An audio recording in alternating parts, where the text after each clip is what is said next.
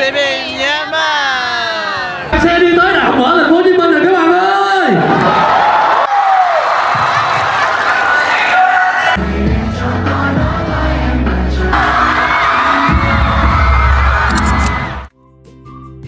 Hi guys, it's Nhi here, and today is open day at Ho Chi Minh City Open University. Media team member တယောက်အနေနဲ့ဒီနေ့ပွဲမှာဗီဒီယိုရိုက်ရမယ်တပုံရိုက်ရမယ်ပြီးတော့ဗီဒီယိုတွေအများကြီးရိုက်ရမှာဖြစ်ပါတယ်။ဒီကမမတွေအကုန်လုံးကပွဲမစားခဲ့တဲ့နိုင်ပွဲလူမစတေဒီယမ်ကိုရောက်သွားရတယ်။အစည်းအဝေးတည်တည်လေးလုပ်ပြီးတော့ပွဲအတွက်စတမိုင်ဖြစ်အောင်ပြင်ဆင်ရတယ်။မနေ့စာကိုလည်းသူတို့ကလည်းကြွေးပါတယ်။ Breakfast မနက်မိုးလင်းလာပြီဆိုတော့ကျောင်းသားအတီးလေးစတင်ရောက်လာပိုင်းညီတို့ကလည်းဗီဒီယိုစပြီးရိုက်နေပါပြီတပုံလေးရိုက်နေပါပြီဒီပွဲရဲ့အဓိကရွေးချက်ကတော့နိုင်ငံရဲ့ကျောင်းသားအတီးနဲ့သူတို့လူကဲကျောင်းသားအတီးကိုကြိုးဆိုပွဲအဓိကပွဲဖြစ်ပါတယ်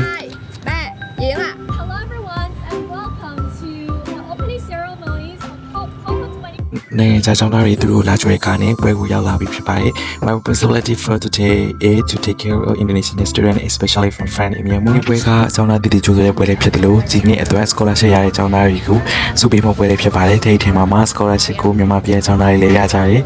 scholarship ရတဲ့မြန်မာကျောင်းသားတွေအတွက် congratulations ပါ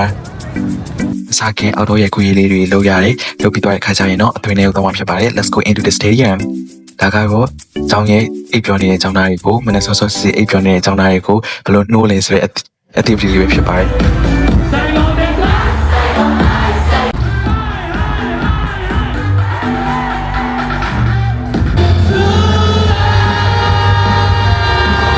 မနက်ရှင်နိုင်စားဖြစ်ပါတယ်ပူပွဲစားနေ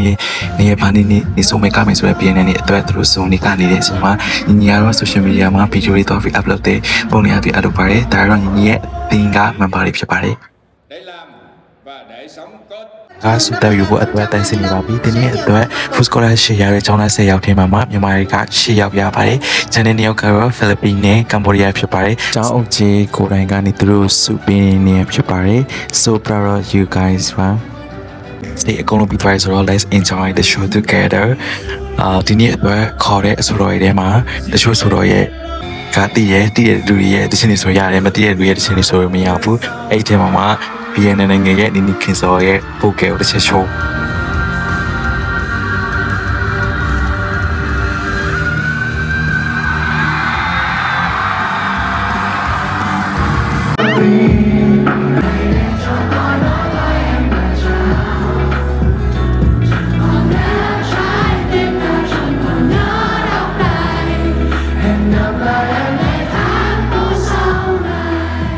တို့ကျောင်းရဲ့ organization တင်းနဲ့ social media တင်းကနေပြီးတော့15ရက်ကြာအောင်စီစဉ်ခဲ့တဲ့ဒီ opening ceremony ပွဲလေးကတော့ပြီးမြောက်သွားပါပြီဒီပွဲကနေ့စဉ်တိုင်းကျင်းပတဲ့ကျောင်းသားအတီးကိုချိုးဆိုရဲကျောင်းသားတေရီယာမှာ scholarship ရတဲ့လူကိုလည်း